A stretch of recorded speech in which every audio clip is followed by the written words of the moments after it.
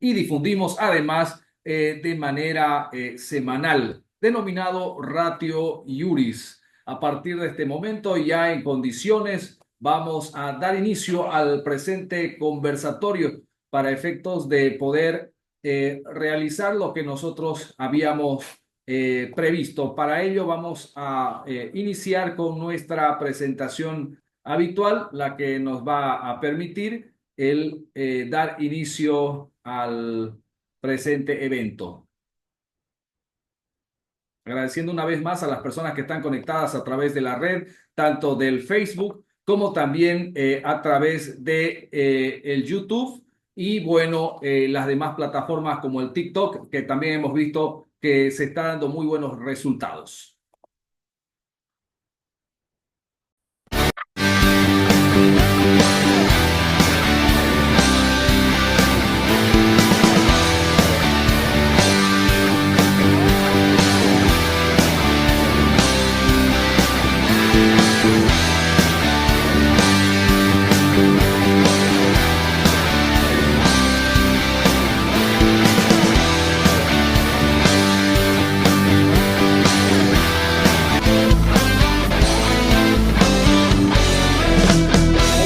En algún momento alguien que no hay nada más interesante que el utilizar los tiempos de repente que uno está haciendo unas actividades de repente familiares que son extralaborales y las dedica un poco para poder interrelacionarse socialmente o también la dedica para poder ampliar sus conocimientos, para poder escuchar de repente algunas tendencias novedosas o a lo mejor esto que nos va a ayudar a ampliar nuestras expectativas con la única finalidad, en el caso de los abogados, el poder brindar un mejor servicio para toda la sociedad. Y en el caso de las personas quienes no son abogados, pero se encuentran conectados a este espacio académico, también es bueno aprender, escuchar y poco a poco ir captando a qué se refiere y cómo nosotros podemos mejorar el desarrollo de nuestros derechos. Un saludo grande, soy Marcos Daniel Soluco Vidal, abogado en ejercicio y el anfitrión para esta noche. A tiempo de poder presentar, poner el tema realmente sobre la mesa, el tema que vamos nosotros a abordar esta noche. Tiene la finalidad principalmente de poder otorgar, por un lado, la sanción penal y por otro lado, también una reparación integral y económico a la víctima. Por eso es que esta, que es una tendencia internacional que también de repente acá en este país se está implementando, es bueno que podamos ampliar nuestros conocimientos. Y para ello quiero darle la bienvenida a nuestro colega, una persona que, por supuesto, de la mejor manera ha accedido a este espacio y queremos agradecerle y saludar hasta Oruro, nuestro querido Oruro. Un abrazo, querido doctor Abel Germán Gutiérrez Rubín de Celis. Buenas noches. Muy buenas noches, querido doctor. Muy agradecido por la invitación y felicitarle a usted y a todo su equipo que hace posible estos programas que son muy nutritivos para poder formar y crear o alimentar nuestro criterio jurídico, doctor. Muchas gracias.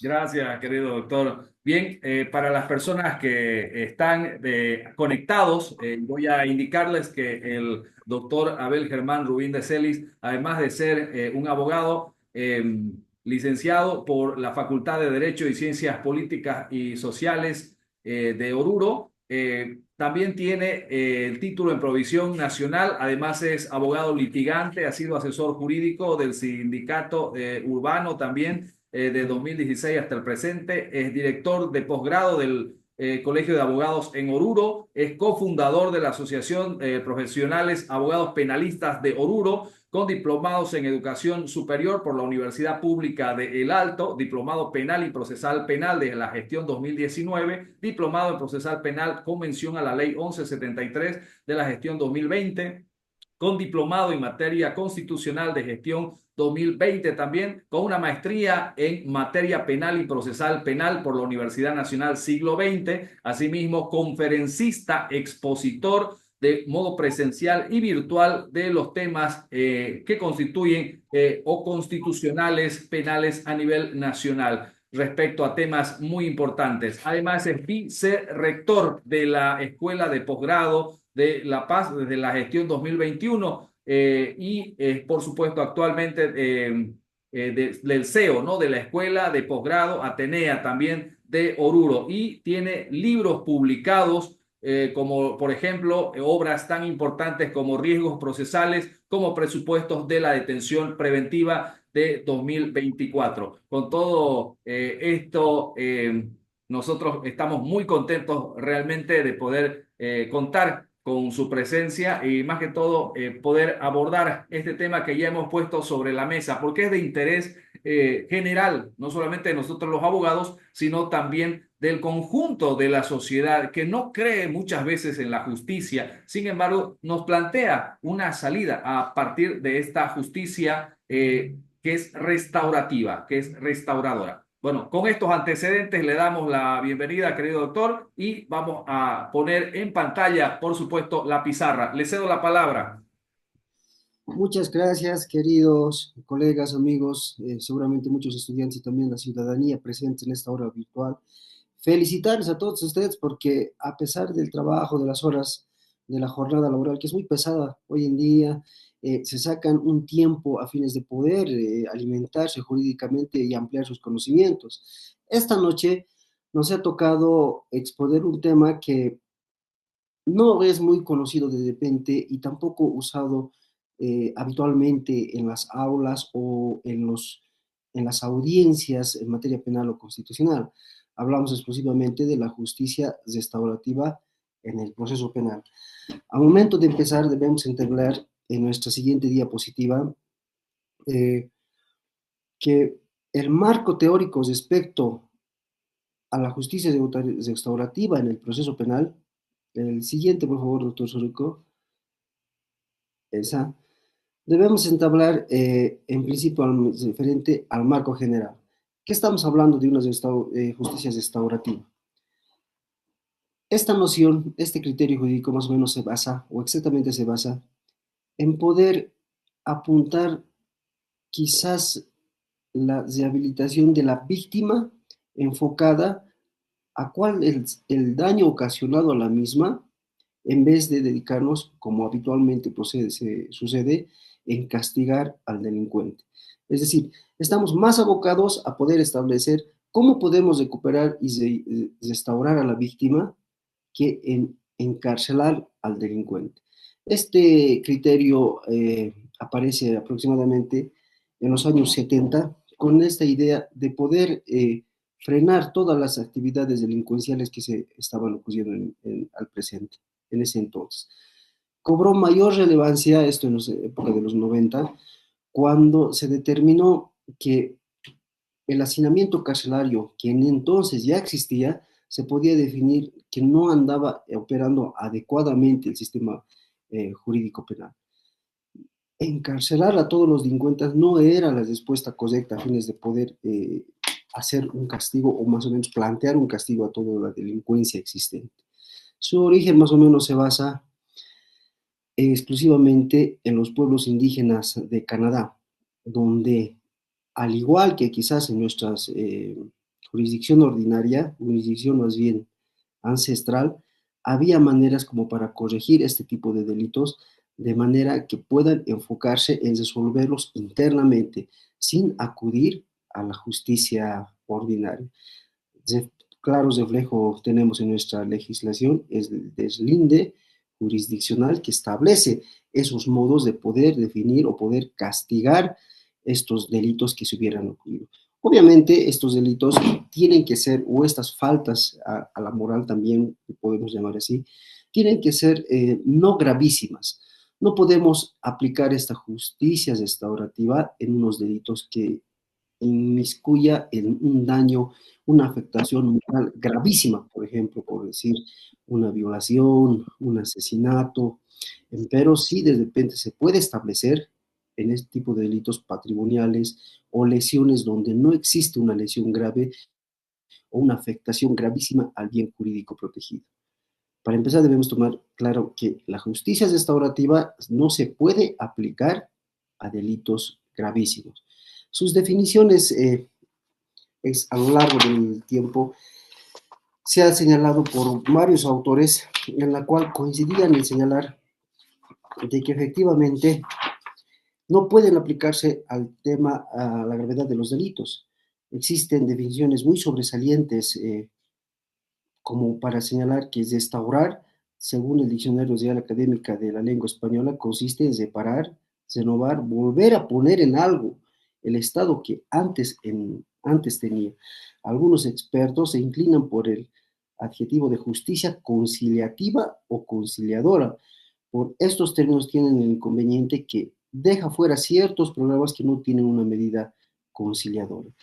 Debemos establecer que la diferencia en la justicia restaurativa no podemos hacer análoga a la conciliadora, pero debemos tomar en cuenta de que nuestra legislación boliviana ha tenido eco no propiamente como definida como la justicia restaurativa. Más bien se ha traducido en una suspensión condicional del proceso, en una conciliación donde la parte imputada repara el daño ocasionado. Podemos hacer una analogía que es la justicia restaurativa. Un elemento de la justicia restaurativa, su importancia debemos definir respecto a que debe ser la participación de las partes, facilitación de un diálogo ordenado y búsqueda de una solución consensual. La participación de las partes se refiere a que la víctima debe expresar de manera enfática cuál es el daño que se le habría ocasionado, de qué manera podría resarcirse todo el perjuicio atribuible al imputado. Entonces, con la libertad y con el principio de verdad material aplicable por el 180 constitucional, se establecen las pautas a negociación. La facilitación de un diálogo ordenado se puede interpretar por un mediador o conciliador. Las mismas no tienen la misma similitud. Hay extremas diferencias entre un mediador y un conciliador. Empero debe haber una persona en la cual pueda intervenir y determinar cuáles son los puntos a debatir. La búsqueda de una solución consensuada se refiere que después de haberse oído a las partes, podrían llegar a un equilibrio a fines de poder determinar y resarcir el daño ocasionado. Este ya sea, podríamos hablar en unos delitos de difamación o atentados contra el honor, en la retractación pública, ya sea en la eventualidad del caso, o también se podría establecer en un delito patrimonial el resarcimiento y definir el monto económico que pueda conllevar todo lo atravesado respecto al proceso penal. La siguiente, por favor, estimado doctor Marco. La siguiente diapositiva es. Los valores y principios de la justicia restaurativa. Es inminente señalar que el encuentro, la separación, la reintegración, la participación deben estar presentes a momento de llegar a un acuerdo. Generalmente en las exposiciones que, bueno, mi persona tiene la suerte de realizarlas, las hago siempre desde un punto de vista litigante, dada que las circunstancias de mi carrera o del cargo que ocupo es de litigante y no tanto así de definiciones ni tanta doctrina que puede establecer. Pero estos principales valores de la justicia restaurativa son importantes a fines de definir. Les reitero, el encuentro tiene que ser de manera voluntaria, según la gravedad del hecho, según la gravedad del delito, excluyendo los delitos más fuertes que no se puede contemplar y que no tuvieran ni siquiera la iniciativa como para poder plantear una justicia restaurativa llegando a una conciliación. La separación, estamos hablando, debe ser proporcional al daño ocasionado, ya sea esta económica o no económica. La reintegración abarca a las dos partes, también a la víctima para incorporarla en su estado normal como se encontraba antes de esta agresión y al imputado, empero con más aceptación y dedicación a la separación a la víctima. ya no tanto como para castigarlo o encerrarlo o mandarlo en detención preventiva, como habíamos señalado al principio. La participación está delimitada por un mediador en la cual establece los puntos exclusivamente afectados. Por favor, el siguiente.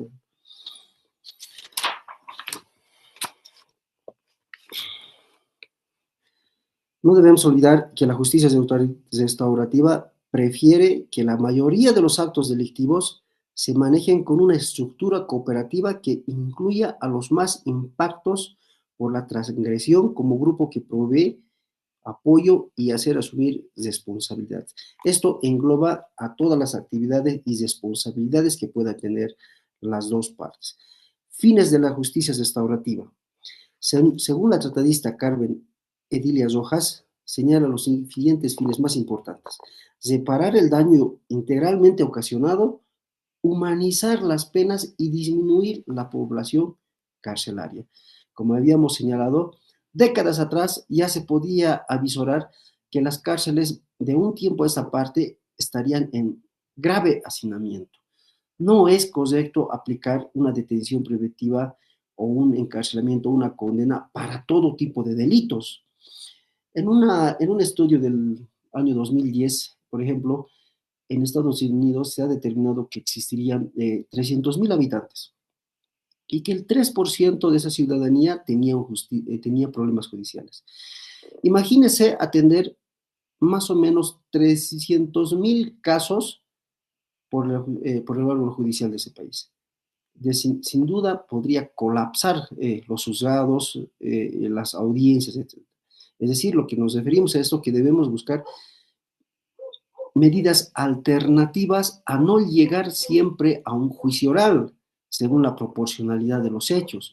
Puede existir centros de mediación y conciliación para que pueda realizar un descargo o más o menos eximir todos los delitos relativamente leves a fines de poder concluir en una pacífica solución. Las ideas fundamentales que exige la justicia restaurativa se centra sobre todo en el futuro, pero sin olvidar el pasado. Examina y analiza diferentes vías de solución colectivas del delito mediante la prevención de la comisión de hechos futuros. La justicia restaurativa intenta repasar íntegramente el daño, separar integralmente el daño, consciente de la importancia de profesionales interdisciplinarios que logren reconciliación de las víctimas en los delincuentes con la sociedad y la comunidad. Ese es el cronograma más o menos establecido en la época a fines de poder aplicar todo este sistema judicial a fines de que no colapse el sistema judicial en cada país. Referente a los principios de la justicia restaurativa, podemos establecer entre los más importantes el uso de un principio de la legalidad en cuanto al derecho material, la facilitación de personas debidamente capacitadas en procedimientos restaurativos, la aplicación de los sistemas comunitarios, judiciales y penitenciarios. Es decir, de que también podemos establecer de que una vez aún se haya dispuesto la detención preventiva en un justiciable, es posible aplicar esta justicia restaurativa antes, incluso en el debate del juicio oral, pero antes de la emisión de una sentencia. Todo este lapso que pueda ocurrir en una detención preventiva justiciable es posible aplicar una justicia restaurativa. Y en nuestra legislación interna podemos establecer de que evidentemente podemos nosotros solicitar al juez de sentencia o al tribunal de sentencia se pueda aplicar una salida alternativa, como es la suspensión condicional del proceso, un criterio de oportunidad reglada en su eventualidad, y también la conciliación en los delitos patrimoniales, así como lo establece el artículo 323 de nuestro cuerpo adjetivo penal.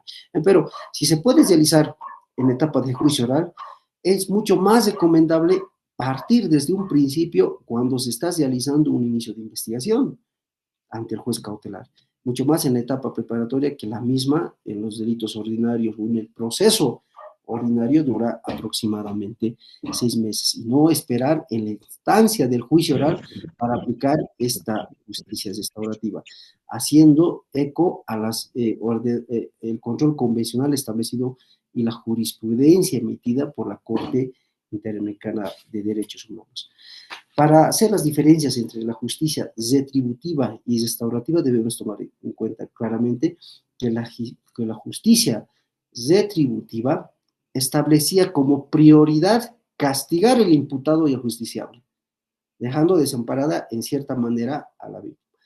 Reiteramos que la justicia restaurativa hace una inversión de objetivo, prefiere o más bien recomienda restaurarle a la víctima, dejando de lado la posibilidad primaria de castigar al imputado.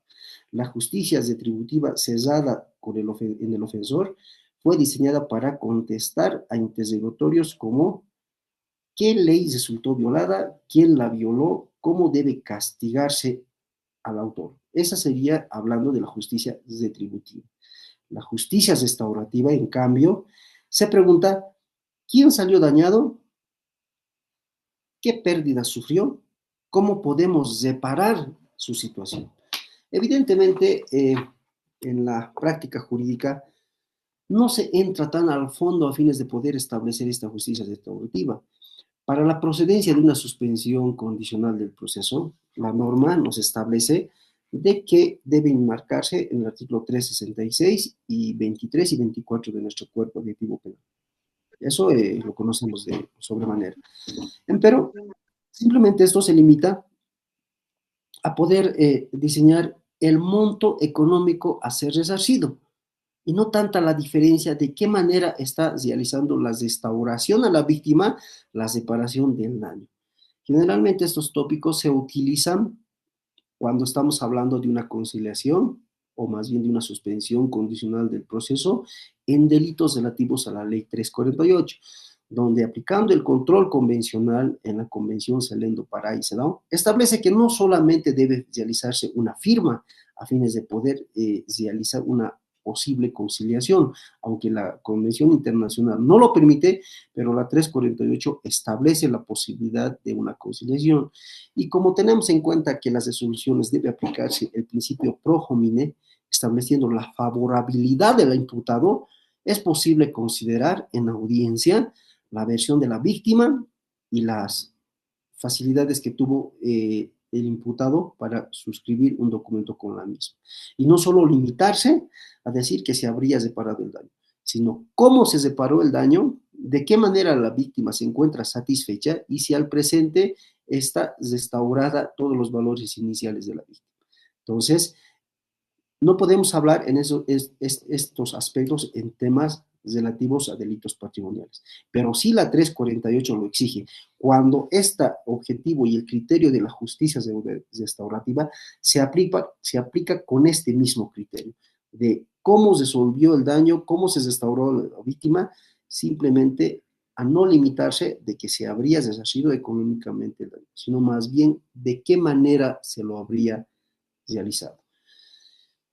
Existe las críticas a la justicia restaurativa manifestadas internacionalmente, los varios casos también emitidos por la CIDH, señalan como el victimario tiene más que ganar que la víctima porque se estuviera eximiendo de poder cumplir una pena condenatoria en un recinto carcelario.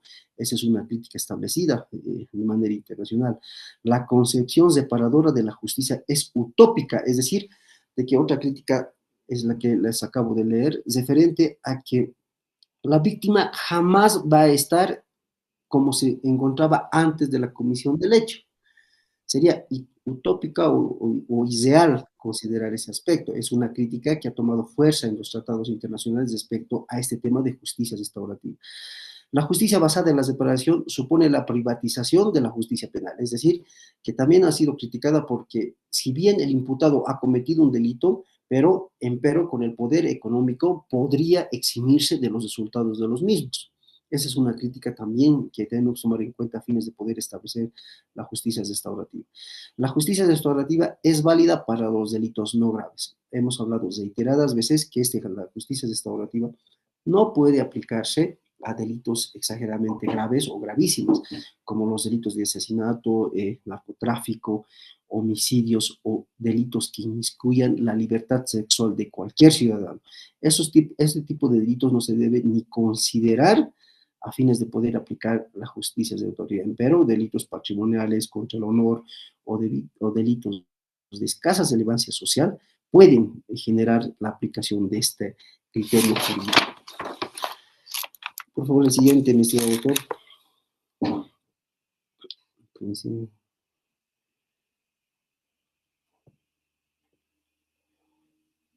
La necesidad de incorporar la justicia restaurativa en nuestra legislación penal.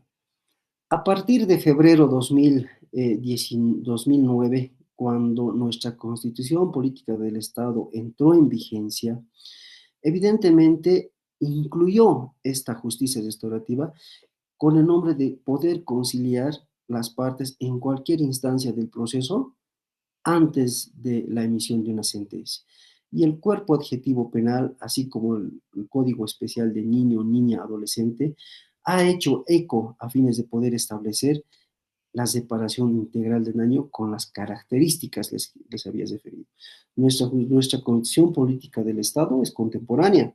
Debemos hablar que es ejercemos un derecho constitucional a través de la misma, pero sí muchas veces cuestionada por la quizás mala aplicabilidad de la misma por diferentes sectores, ya sea por presiones del gobierno o presiones de algún otro órgano estatal o poder estatal. No existe plena independencia en nuestro país como nosotros lo conocemos todos. Y esto hablando desde un tema, desde un punto de vista académico. Por lo que también es diferente llamar, importante señalar, de que si bien está constituida en nuestra Constitución Política del Estado, también por nuestras leyes internas debemos realizar un control convencional a fines de que en los casos emitidos por la Corte Interamericana de Derechos Humanos, cuando existe vulneración a los derechos humanos, pueda ser quebrantada la supremacía de la misma, aún así no esté contemplada, y aplicarse el bloque de constitucional previsto en el artículo 410. Es un aspecto que también lo hemos hablado en muchas conferencias que hemos llevado, que cuando se trata de derechos humanos, la supremacía de la Constitución Política de Estado puede ser quebrantada por los casos emitidos de la Corte Interamericana de Derechos Humanos. Conclusiones. No es blanda contra el crimen, señalan los tratadistas. Es decir, de que algunos casos relevantes con altos montos de patrimonio en disputa pueden ser exentas de su punibilidad. No es contraria a la privación de libertad priorizar al infractor de corregir su entuerto, es decir, la afectación o el daño causado. Por lo que tenemos que tomar en cuenta estas directrices establecidas hasta el momento para poder realizar adecuadamente una justicia restaurativa en los delitos que se pueda permitir el mismo. Lo permite nuestro cuerpo adjetivo penal, como les había referido en la suspensión consejo del proceso, el artículo 21 que señala la obligatoriedad cuando son delitos de escasa relevancia social, exige al imputado poder firmar un acuerdo con la víctima a fines de poder aplicar este criterio de oportunidad regular. Entonces, estaríamos cumpliendo de manera objetiva las directrices señaladas por la Corte Interamericana de Derechos Humanos a fines de poder incluir la justicia restaurativa, pero no en todas las áreas. Personalmente yo conozco un caso diferente, o bueno, lo he tenido el grato de atender y todavía continuamos en juicio, de que un delito de sustracción de prenda aduanera, un ciudadano ha sido cogido con un artefacto en su bolsillo al momento de la requisa, ha sido encontrado este artículo que no pasaba, imagínense, el precio de repente de 100 bolivianos. Pero lamentablemente se ha abierto una causa penal, se ha llegado hasta etapa de juicio oral, pero se ha pretendido poder llegar a aplicar esta justicia restaurativa por la afectación mínima del bien jurídico protegido, pero el equipo jurídico de la aduana nos indican que en el manual no pueden aplicar esta justicia y que más bien todos los procesos relativos a delitos aduaneros deben llegar a una sentencia condenatoria. Si bien está incorporada estos conceptos en nuestra legislación, la misma no está incorporada en todas las legislaciones ni en todas las materias. Cuando ese es el reto de nosotros los abogados poder plantear alguna acción constitucional a fines de que se aplique esta justicia restaurativa y no nos simplemente nos enmarquemos en un control constitucional, sino más bien en un control convencional. ¿Por qué? Porque inminentemente la sustracción de una prenda aduanera debe también debatirse en la proporcionalidad del hecho.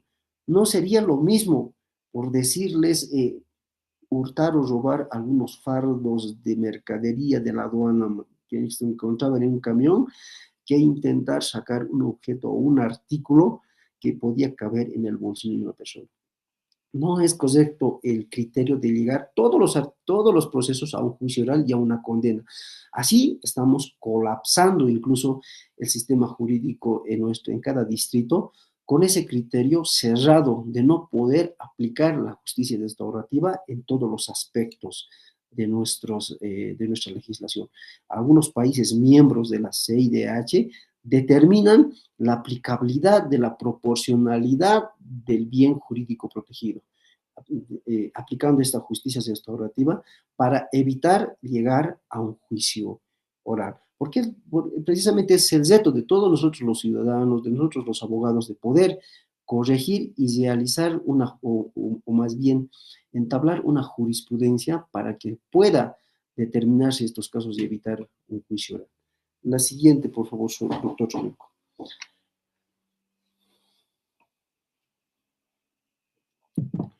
La justicia restaurativa en nuestra legislación para adolescentes. Evidentemente, la ley 548, Código Niña, Niño, Adolescente, determinando la terminología de un menor infractor, se puede aplicar la justicia restaurativa en los delitos de escasa relevancia social. Pero en los delitos más graves podría aplicarse la terminación anticipada, ya que en los delitos, por decir que sancionan una pena privativa de libertad, que son los 30 años, podría determinarse como máxima la condena de 6 años a un adolescente infractor. Un adolescente infractor, estamos hablando de un adolescente que tiene 14 años para adelante a momento del suceso del hecho hasta los 18, por supuesto, sujetos a un juez especial a fines de poder determinar la participación y emitir la sentencia condenatoria. Pero si estamos hablando de una terminación anticipada en un menor infractor, debemos establecer que precisamente se aplica la justicia restaurativa tomando en cuenta el bien mayor, es decir, que si bien un ciudadano adolescente infractor habría cometido un delito grave, puede alcanzar a repararse el daño ocasionado con la reincorporación o más bien el reencaminamiento del ciudadano, de este menor infractor, a fines de su pronta recuperación. Por un descuido o por quizás falta de atención o por un desvío psicológico, un menor infractor es considerado que habría cometido un delito, no tanto por el sistema de dolo o por el dolo señalado por nuestro cuerpo sustantivo penal, sino que esta justicia restaurativa es aplicable en los niños relativos a delitos extremadamente graves como un asesinato o un delito de libertad sexual.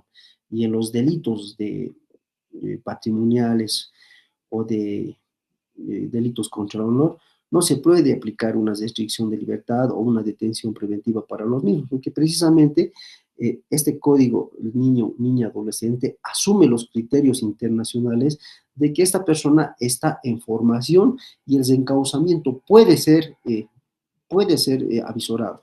No así con las personas de 18 años para adelante, cuando asume estrictamente todo el rigor posible de la ley en el delito grave que se pueda juzgar. Por lo que debemos establecer que también realizando un control convencional referida a la Declaración de los Derechos del Niño, esta ley 548 asume estos aspectos.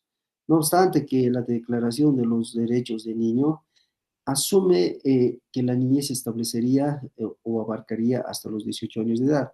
En nuestro código Civil determina que la niñez acaba a los 12 años de edad y de los 12 hasta los 18 tendríamos la etapa de adolescentes. Y en materia penal sería aplicable relativo a las personas desde los 14 años de edad.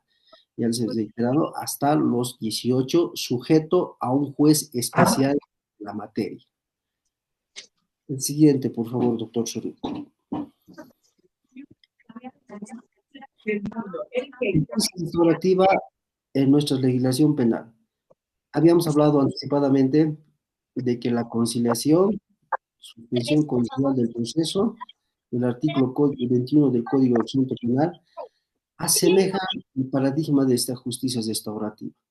En los actos conclusivos presentados por el fiscal previstos por el 323 de nuestro cuerpo adjetivo penal, señalan la posibilidad de aplicar la conciliación, la suspensión condicional del proceso y fundamentalmente estos dos, previstos en el artículo 366, 23 y 24, bajo aplicación de ciertas reglas de conducta.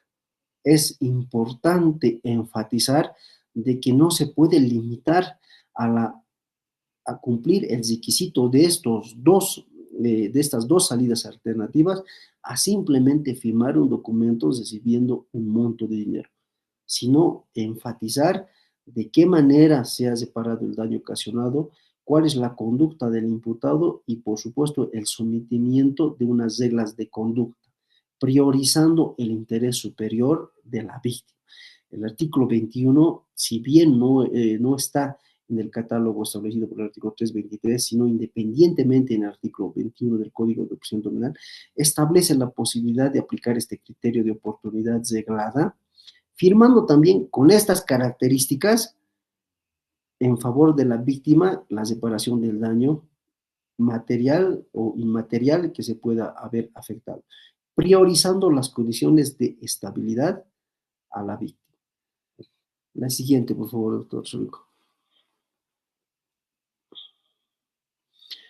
Justicia restaurativa en los casos de la Corte Interamericana de Derechos Humanos. En un principio les habría manifestado de que, hablando de derechos humanos, la supremacía constitucional de nuestra legislación se quebranta con la jurisprudencia de la CIDH en los diferentes casos establecidos. En los casos más relevantes, donde si bien no se toca directamente la justicia restaurativa, pues de manera objetiva se señala de qué modo se puede emplear este paradigma de la justicia restaurativa a fines de poder llegar a un acuerdo con el imputado y la víctima. Los casos más relevantes, y personalmente los recomiendo que lo puedan dar una lectura, sería el caso de las masacres del Mozote y lugares aledaños versus Salvador, caso de la comunidad de paz de San Apartado versus Colombia, y un caso nacional que tenemos en la CIDH es el caso de comunidad indígena de la nación guaraní versus Bolivia.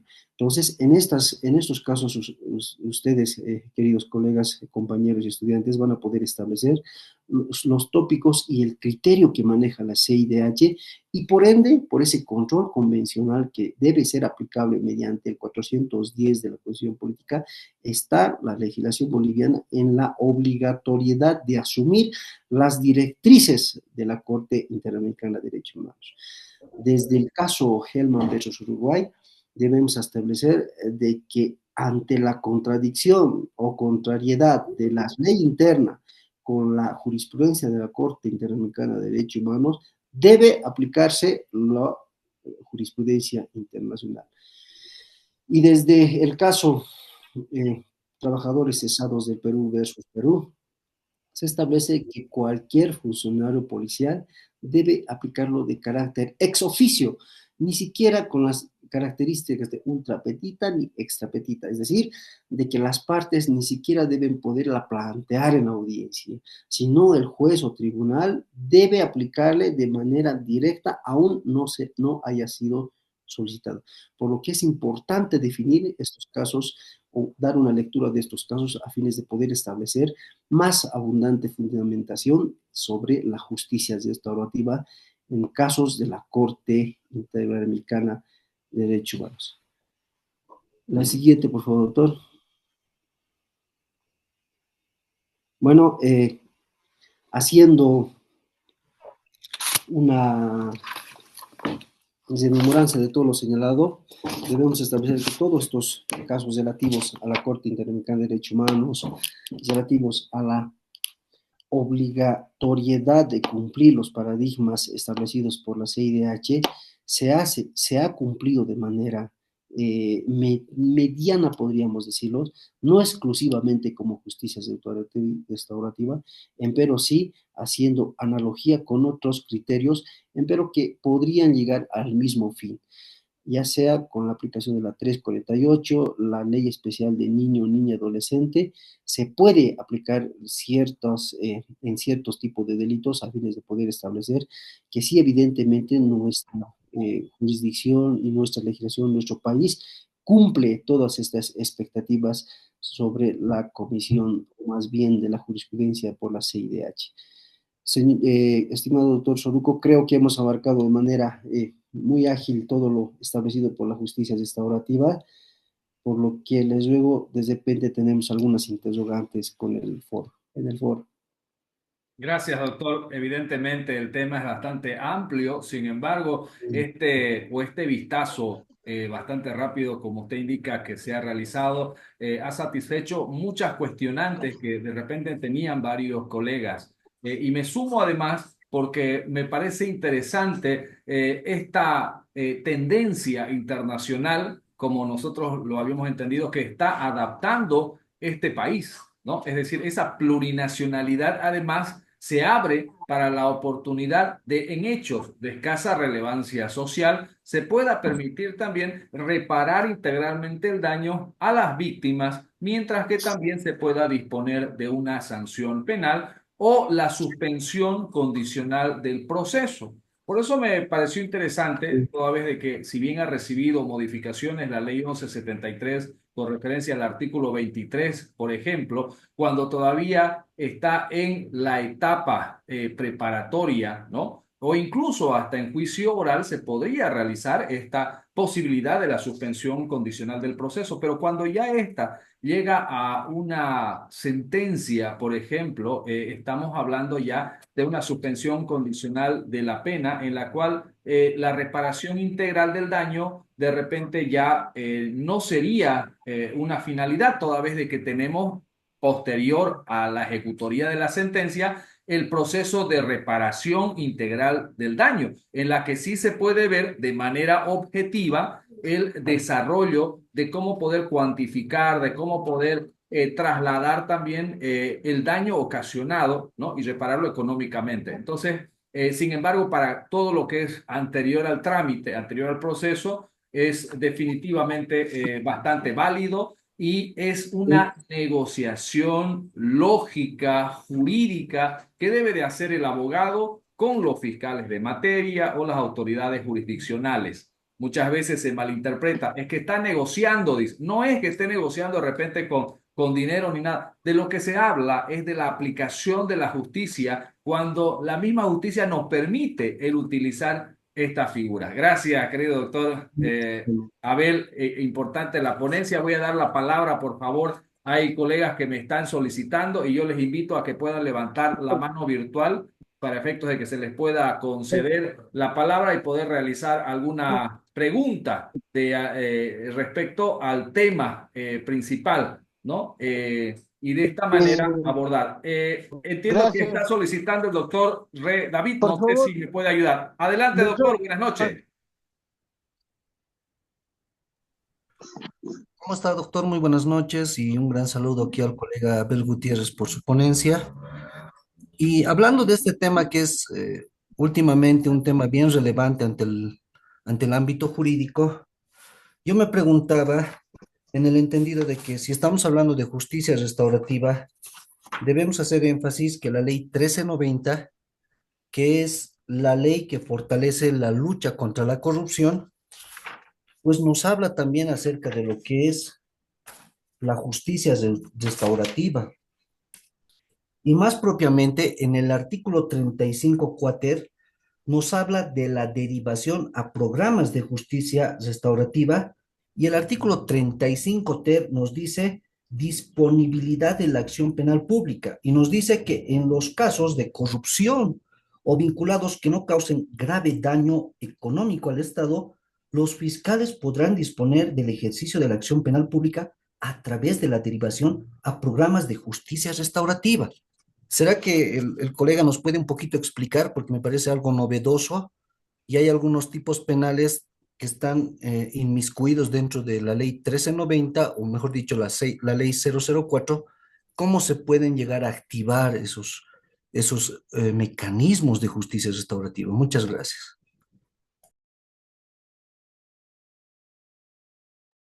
Adelante, doctor Abel, tiene la palabra. Está su micrófono silenciado, doctor. A ver. Ahora sí, adelante. Ahora sí. Muchas gracias por la pregunta, estimado colega. Evidentemente, la ley 1390 ha determinado algunas modificaciones a nuestro cuerpo adjetivo penal.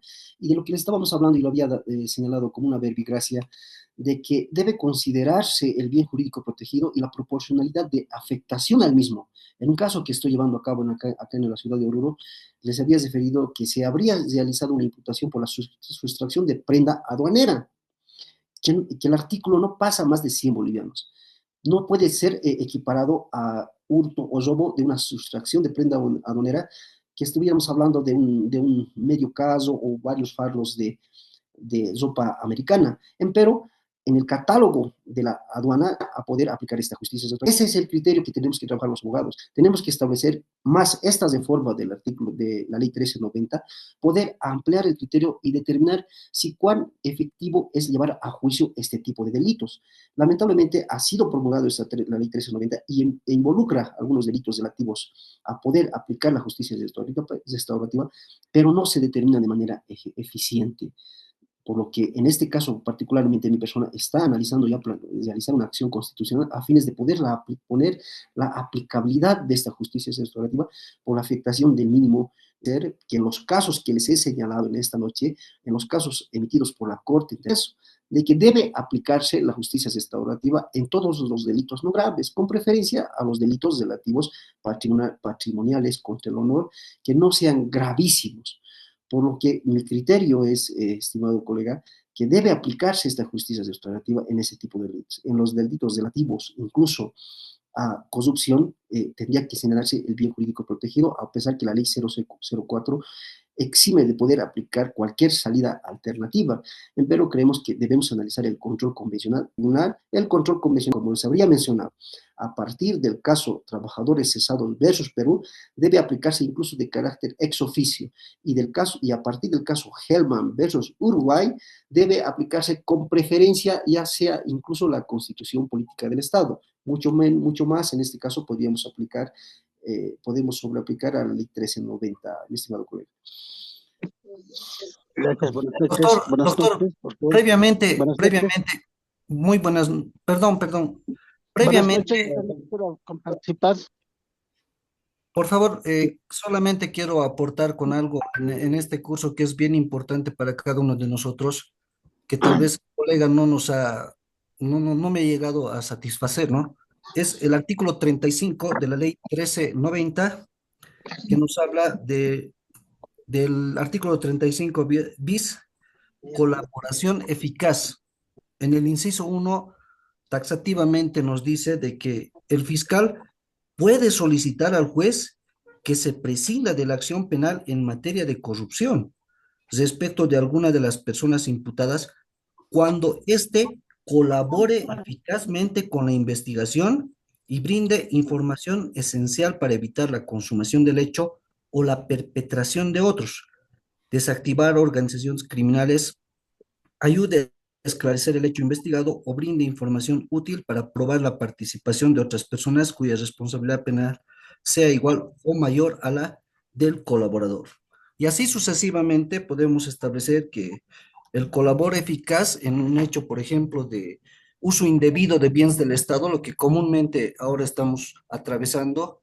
Yo he atendido un caso de una persona que estaba consumiendo bebidas alcohólicas en un establecimiento educacional y que prácticamente esa persona también ha sido imputada, pero hemos logrado, digamos, adentrarnos a lo que es este artículo que es colaboración eficaz y que prácticamente ante la autoridad jurisdiccional, en vista de que eran varios profesores que estaban consumiendo, pero uno de ellos estaba solo de pasada y se ha establecido en ese aspecto a él como un colaborador eficaz, que es ese el requisito. Con ese aspecto, entonces, prácticamente se ha llegado a lo que es la justicia restaurativa y se ha prescindido de la persecución penal con relación a uno de los imputados o de los acusados en la presente causa. Solo eso, muchas gracias, doctor. Sigan adelante Muchas y gracias. muy Muchas interesante. gracias por su aporte, doctor David. Muchas gracias por su aporte, querido doctor. Evidentemente, ¿no? Es decir, en materia de los delitos de corrupción, el Estado, antes de aplicar una condena o, en todo caso, continuar un proceso penal, tiene también la finalidad de buscar la reparación integral a favor del Estado. Precisamente, a tipo de complementar un poco más, toda vez de que este tema es muy interesante, tenemos nosotros a continuación en pantalla un dato que perdón, un momento, me parece de que se quedó la pantalla. Y si se puede ver, me confirman, por favor. ¿Sí? ¿Se puede ver? Ah, ya, ok. Ya. Voy a compartir a continuación, entonces. Ahí está. Si se puede ver. Esto de la justicia restaurativa también, cuando habla acerca del Estado, por ejemplo, en aquellos procesos de corrupción, ¿no? Y estaba analizando, aquí esta lectura que me parece interesante por el docente de la Universidad Mayor de San Simón, en la cual había indicado que a partir de la ley 1390 es posible realizar, pero esto no tiene que ver con un monto que sea superior a los 7 millones de bolivianos. Entonces, recién podría aplicarse una justicia restaurativa, pero que no llegue a sobrepasar esos montos de dinero, ¿no? Es decir, que lo que se negocia es el daño económico, pero no así el hecho. Eso es muy diferente. El hecho con respecto al daño económico, ¿no? Por eso es de que tienen un tope de repente que en este caso ha ampliado la visión del Estado para efectos de poder resarcir. Eso quiere decir que están de acuerdo y que en este caso negocian de una manera permitida y que la ley especifica. Así está este post. Hablando de este post, ¿qué opinión le merece, doctor Abel? Evidentemente, se habría señalado por la 1390 la posibilidad de así, pero como le había señalado, no estamos ejerciendo a plenitud esta justicia restaurativa o más bien identificada en nuestra legislación.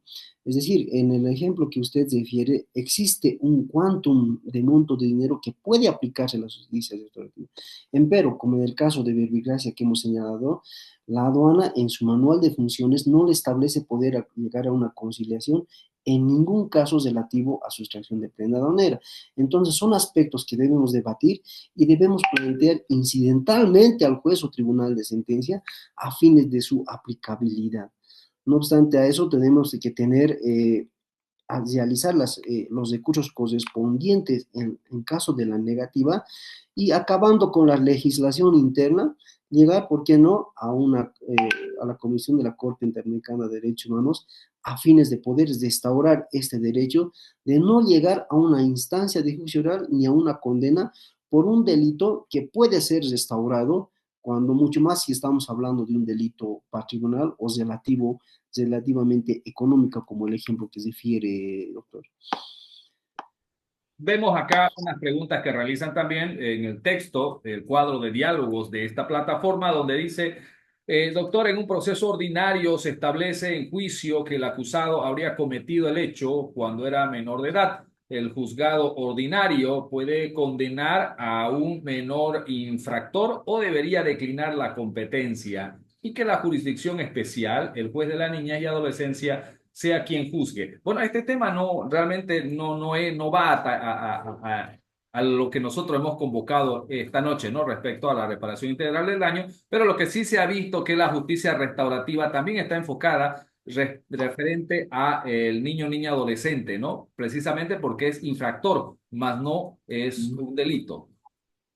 Evidentemente, si bien no está enfocada en el debate de esta noche, pero tenemos que responder por el tema de la curiosidad del colega. Referente, le voy a dar la respuesta con un ejemplo.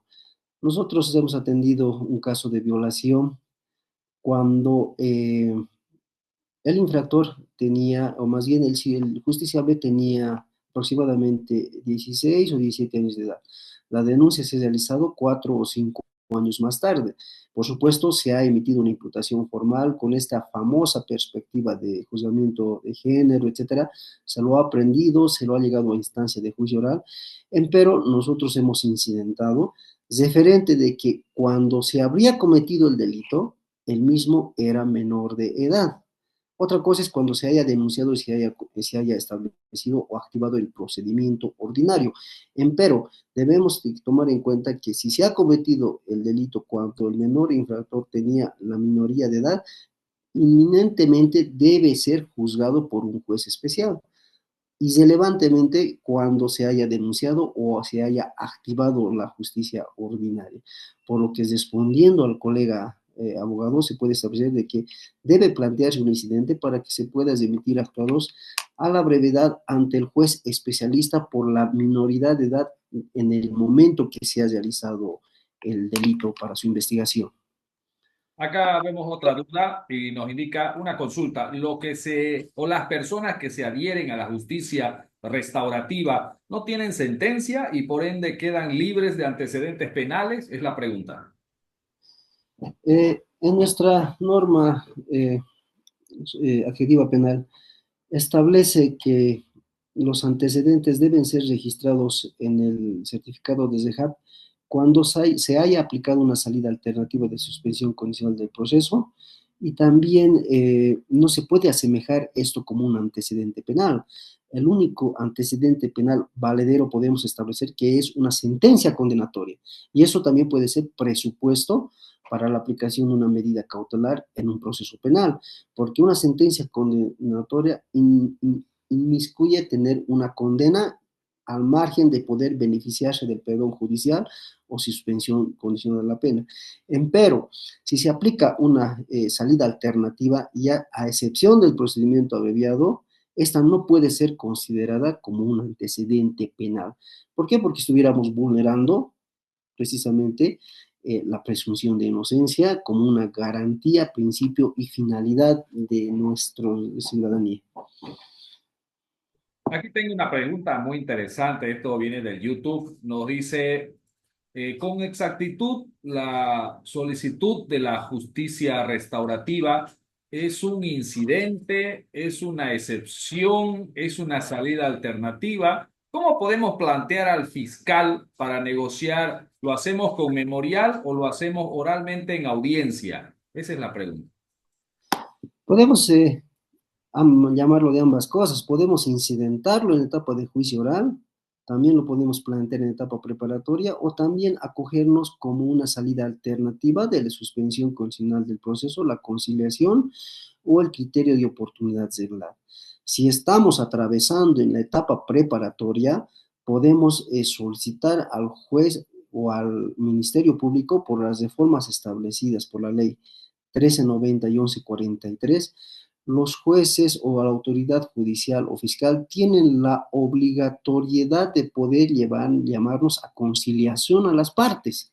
¿Se dan cuenta? Entonces, eso es una obligación de la autoridad jurisdiccional y fiscal. Pocas veces se puede establecer de que las autoridades nos llaman a una posible conciliación ejerciendo precisamente esta justicia restaurativa, no obstante que la norma lo establece.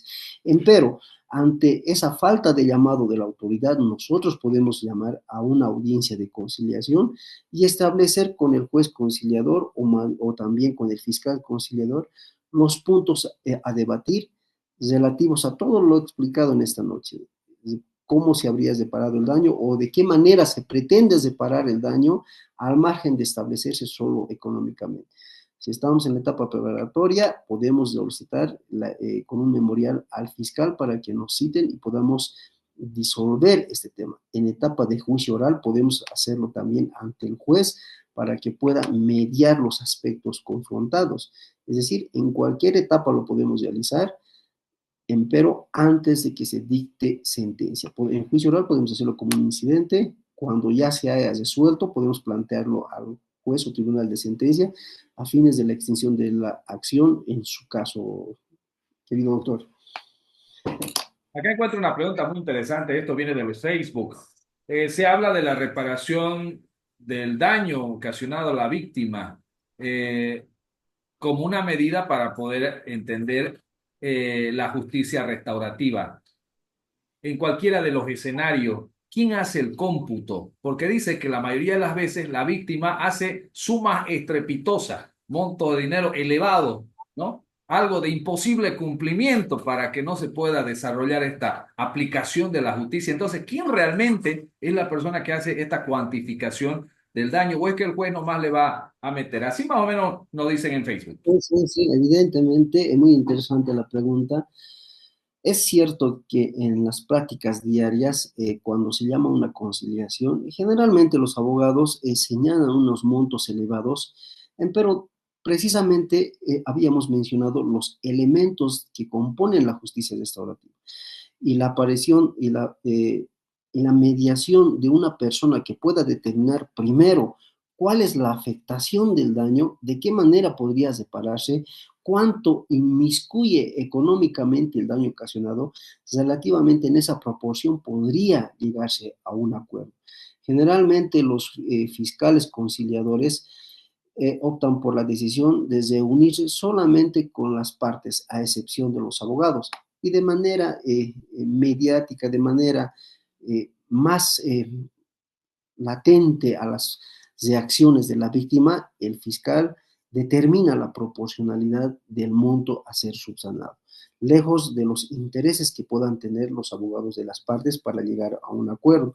Si se llega a este acuerdo referente al daño ocasionado y la proporcionalidad de pagar de parte del imputado en todos los aspectos relativos, podríamos llegar a una conciliación y reflejando esto a lo que se puede aplicar como una justicia restaurativa. Cuando es evidente la desproporcionalidad del resarcimiento económico, estaríamos quizás desnaturalizando este criterio de justicia restaurativa, más bien sacando ventaja a la víctima de su posición vulnerable, presuntamente vulnerable ante el justiciable, por lo que no debemos tomar en cuenta estos aspectos, sino más bien determinar a un mediador para ver y realizar la proporcionalidad del daño ocasionado, doctor Choluco.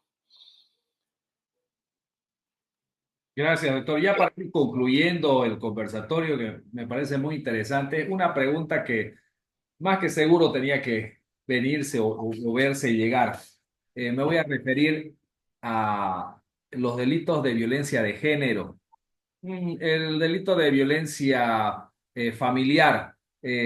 Tenemos nosotros diferentes formas de violencia. Una de ellas es la violencia psicológica, por ejemplo.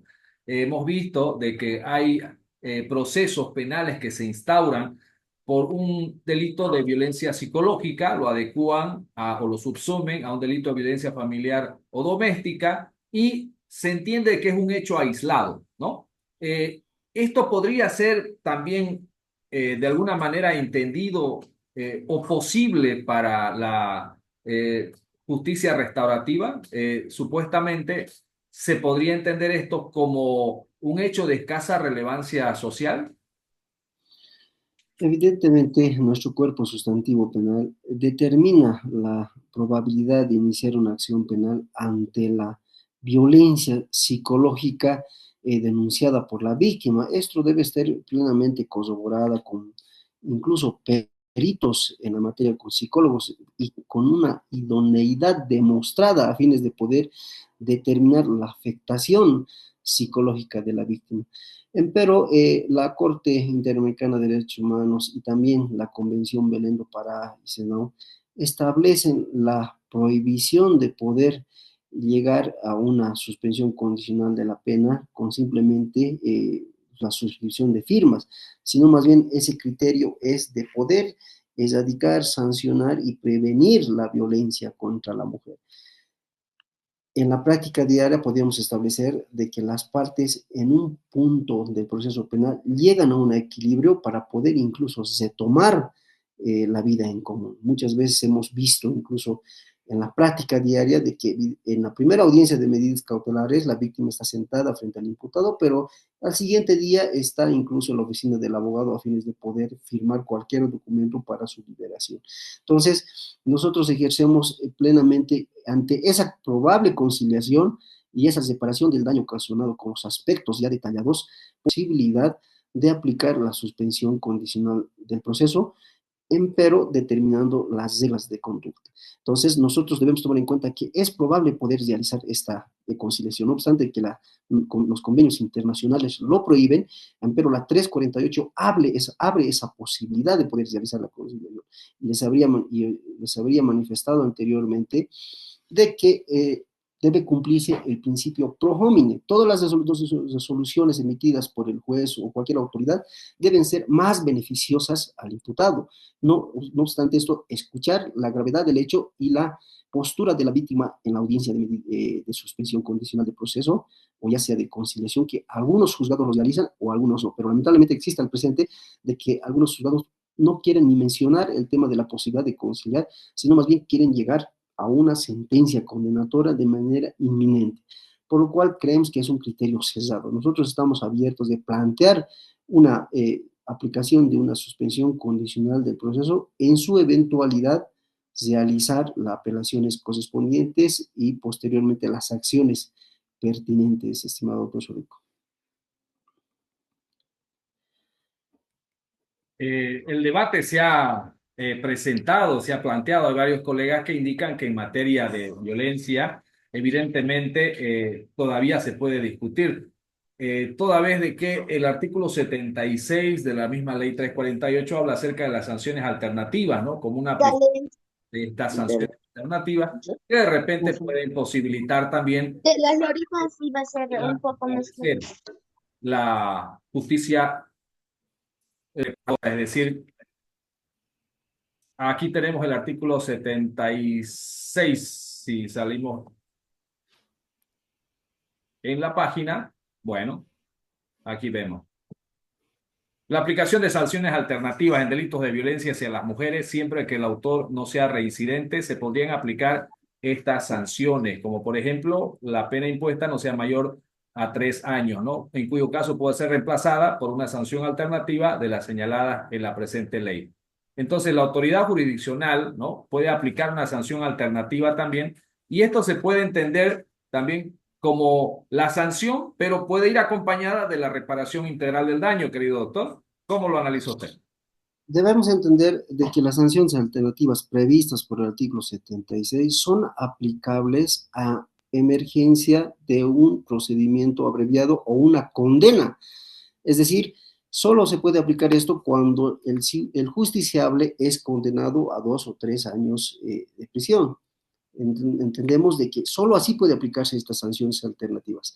Antes de estas consideraciones, generalmente en este tipo de condenas se aplicaba el perdón judicial y la suspensión condicional de la pena. Ahora, prohibidas por esta aplicabilidad o vigencia de las sanciones alternativas, es decir, de que un condenado por el delito de violencia familiar o doméstica no puede beneficiarse con las reglas de conducta previstas por el artículo 24 a emergencias del artículo 366. Empero, si estamos hablando de una suspensión condicional del proceso, debe aplicarse las reglas de conductas del artículo 24 y no precisamente estas del artículo 76, que tienen otra finalidad y en otras circunstancias. Entonces, si estamos hablando de una suspensión, reitero, condicional del proceso, entre las mencionadas por el catálogo del artículo 24 y otras similares, el juez tiene la predisponibilidad de aplicar las mismas o análogas. Ese sería el criterio, porque no podemos aplicar este artículo 76 en una suspensión condicional del proceso, sino en una eventual condena del justiciable, estimado doctor. Es cierto, ¿no? El principio pro homine me indican que está por debajo de los sectores vulnerables y se aplicará siempre el estándar más alto en favor de este sector vulnerable, ¿no? Y por eso es de que el doctor Redavi también dice en el artículo 100 de la ley 348, está la respuesta referente a la denuncia o acusación falsa. Esas son las intervenciones de los colegas. Yo voy a cerrar con una última pregunta, si me permite, querido doctor. Claro.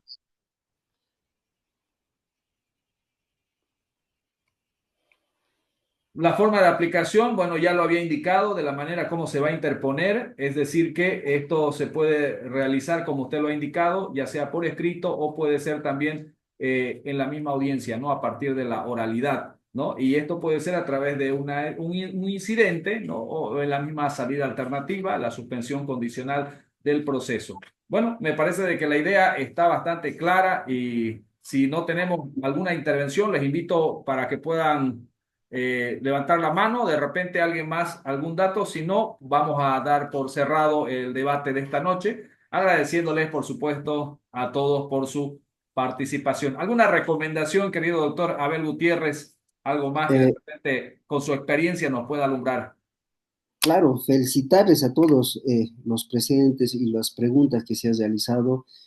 Recordarles a todos ustedes que la pasión de todo investigador es ser curioso, es decir, la prioridad es siempre investigar, abrir metas, buscar jurisprudencia, tomar de diferentes fuentes, diferentes criterios y formarnos. Felicidades a todas las personas que han intervenido. No se conformen con una sola posición de cualquier persona que podamos tomar. Personalmente yo lo hago.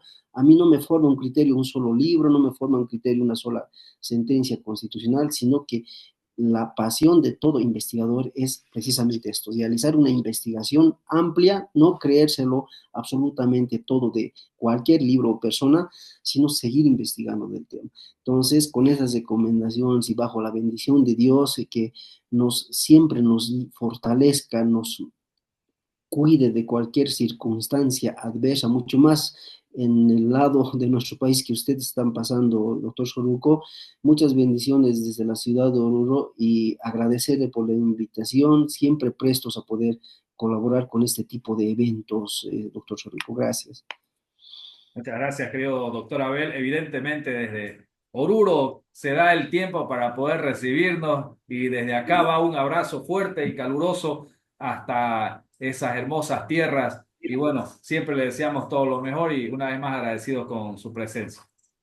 Muchas gracias, doctor. Hasta luego. Muchas Ahora gracias. me dirijo a todas las personas que han estado con nosotros. Quiero agradecerles a todos por la compañía, indicarles que hoy ha sido una jornada bastante exitosa y espero siempre, les deseo todo lo mejor para que así de esta manera sigamos cosechando, bueno, sigamos cultivando a diario. El abogado es una persona que siempre se encarga de estudiar todo el tiempo, toda la vida y por lo tanto estos grupos de estudio están destinados precisamente para poder escudriñar, revisar, ¿no? Y escucharlos a todos ustedes y juntos construir una idea, ¿verdad? Así es que estén siempre dentro de los grupos, siempre vamos a estar con promociones, siempre vamos a estar con algo bonito para poder reunirnos. Gracias a todos. Doctor, antes que corte, buenas noches.